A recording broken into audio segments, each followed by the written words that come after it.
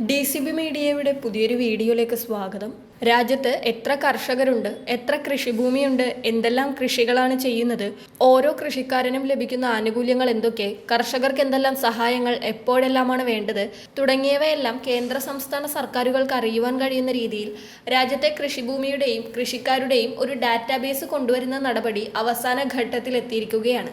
അതിൻ്റെ ഭാഗമായി കേന്ദ്ര സർക്കാരിൻ്റെ വിവിധ കാർഷിക ആനുകൂല്യങ്ങൾ കാലതാമസമില്ലാതെ കർഷകരിലേക്ക് എത്തിക്കുന്നതിനായി കേന്ദ്ര സംസ്ഥാന സർക്കാരുകൾ സംയുക്തമായി നടപ്പിലാക്കുന്ന അഗ്രിസ്റ്റാക് കർഷക രജിസ്ട്രി പദ്ധതിയിൽ സംസ്ഥാനത്തെ മുഴുവൻ കർഷകരും ഉടനെ തന്നെ രജിസ്റ്റർ ചെയ്യണമെന്ന് കാർഷിക വികസന കർഷക ക്ഷേമ വകുപ്പ് അറിയിച്ചിരിക്കുകയാണ്. കേരളത്തിൽ ആദ്യഘട്ടത്തിൽ കൃഷിഭവനുകൾ വഴിയായിരുന്നു അഗ്രിസ്റ്റാക് രജിസ്ട്രേഷൻ നടന്നിരുന്നത്.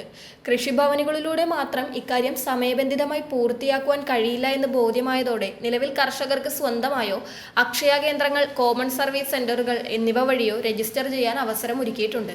നിലവിൽ സ്വന്തമായി കൃഷിഭൂമിയുള്ള കർഷകർക്ക് അഗ്രിസ്റ്റാക്കിൽ രജിസ്റ്റർ ചെയ്യാം. ഓരോ സംസ്ഥാനത്തിനും പ്രത്യേകം വെബ്സൈറ്റുകൾ കേന്ദ്രം നൽകിയിട്ടുണ്ട്. അതിനാൽ ഗൂഗിളിൽ തിരയുമ്പോൾ തമിഴ്നാടിന്റെയോ കർണാടകയുടെയോ ഗുജറാത്തിന്റെയോ ഒക്കെ സൈറ്റാണോ നിങ്ങൾക്ക് ലഭിച്ചതെന്ന് പരിശോധിക്കണം. കേരള സംസ്ഥാനത്തിൻ്റെത് www.klfr.agristack.gov.in എന്ന വെബ്സൈറ്റാണ്.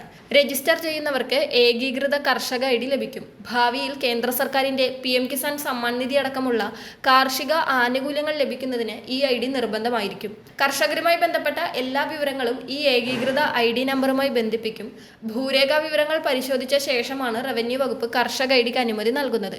അതിനാൽ വില്ലേജ് ഓഫീസുകളിലെ പരിശോധന പൂർത്തിയായാലേ ID ലഭ്യമാകൂ. കർഷക രജിസ്ട്രിയിൽ പേര് രജിസ്റ്റർ ചെയ്തിട്ടും കർഷക ID ലഭിക്കാത്തവർ ഇക്കാര്യം പ്രത്യേകം മനസ്സിലാക്കുക. നിങ്ങളുടെ വില്ലേജ് ഓഫീസിലോ കൃഷിഭവനിലോ സമീപിച്ച് ഈ ഒരു പ്രശ്നം പരിഹരിച്ചാൽ കർഷക ID ലഭിക്കുന്നതാണ്. ആധാറും ഭൂമിയുടെ രേഖകളും ഒരിക്കൽ ബന്ധിപ്പിച്ചു കഴിഞ്ഞാൽ ഓരോ പുതിയ പദ്ധതികൾക്കും ആവർത്തിച്ച് രേഖകൾ സമർപ്പിക്കേണ്ട സാഹചര്യം ഒഴിവാക്കാനാകുമെന്നതാണ് കർഷക രജിസ്ട്രിയുടെ പ്രധാന പ്രത്യേകത. ഇതുവഴി ആനുകൂല്യങ്ങളും സബ്സിഡികളും കൂടുതൽ സുതാര്യമായും വേഗത്തിലും കർഷകരുടെ ബാങ്ക് അക്കൗണ്ടുകളിലേക്ക് നേരിട്ട് ലഭ്യമാകും. ഭാവിയിൽ ഡിജിറ്റൽ ക്രോപ്പ് സർവേയുമായി ബന്ധിപ്പിക്കുന്നതോടെ ഇൻഷുറൻസ് ക്ലെയിമുകളും അതിവേഗം ലഭ്യമാക്കാൻ സാധിക്കും. കേവലം 4% പലിശയ്ക്ക് കാർഷിക വായ്പ ലഭിക്കുന്ന കിസാൻ ക്രെഡിറ്റ് കാർഡ് വായ്പ കൃഷിഭൂമിയുടെ അളവിനെയും ഏത് കൃഷിയാണ് ചെയ്യുന്നത് എന്നതിനെയുമൊക്കെ അടിസ്ഥാനമാക്കിയാണ് വായ്പാ തുക നിശ്ചയിക്കുന്നത്.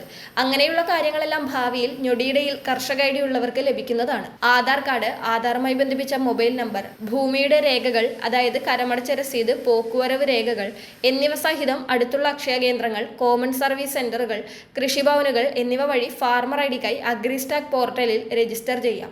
തുടർന്ന് റവന്യൂ വകുപ്പിന്റെ പരിശോധനയുടെ അടിസ്ഥാനത്തിലായിരിക്കും കർഷക ID അനുവദിക്കുക. ഈ മാസം അവസാനത്തോടെ ജൂൺ ആദ്യവുമായി പരമാവധി കർഷകരെ പദ്ധതിയുടെ ഭാഗമാക്കുന്നതിനായി കൃഷിഭവനുകളും കർഷക കൂട്ടായ്മകളും ചേർന്ന് വാർഡ്, പഞ്ചായത്ത് തലങ്ങളിൽ പ്രത്യേക ക്യാമ്പുകൾ സംഘടിപ്പിക്കും.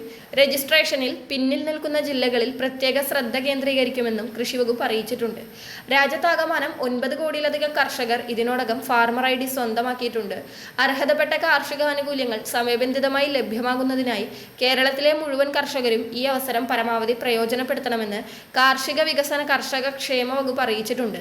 അതിനാൽ PM കിസാൻ ആനുകൂല്യം ലഭിക്കുന്നവർ മാത്രമല്ല, കൃഷിഭൂമിയുള്ള മറ്റ് കർഷകരും എത്രയും വേഗം അഗ്രിസ്റ്റാക് പോർട്ടലിൽ രജിസ്റ്റർ ചെയ്ത് കർഷക ID എടുത്ത് തുടർന്നുള്ള നാളുകളിലും കാർഷിക ആനുകൂല്യങ്ങൾ ലഭിക്കുവാനുള്ള അർഹത നിലനിർത്തേണ്ടതാണ്. കൂടുതൽ വിവരങ്ങൾക്ക് സമീപത്തെ കൃഷിഭവനുമായി ബന്ധപ്പെട്ടാൽ ലഭിക്കുന്നതാണ്.